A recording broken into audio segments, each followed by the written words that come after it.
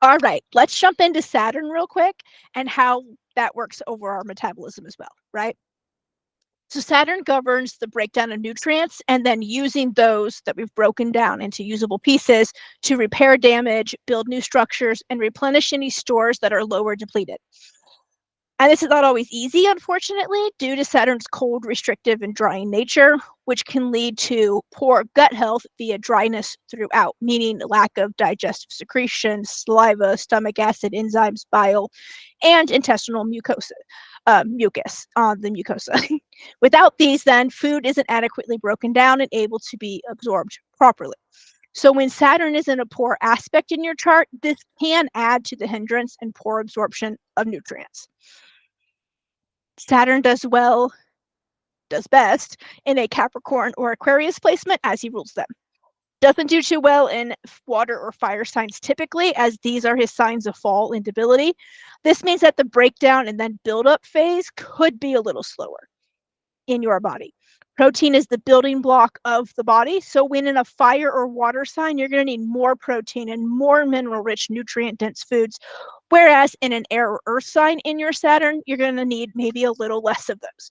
So use the last video where we talked about how to determine which sign and element that Mars is in for Saturn as well, to figure out if you're going to need a little bit more of those or maybe a little bit less of those.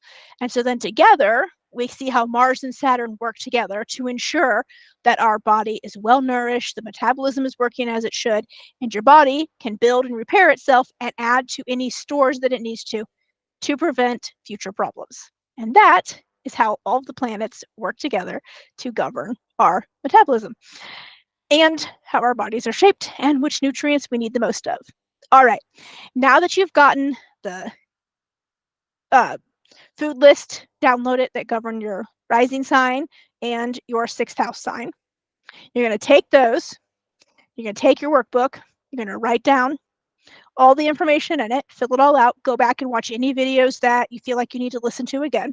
It's a lot, I understand. Listen to it as many times as you need to.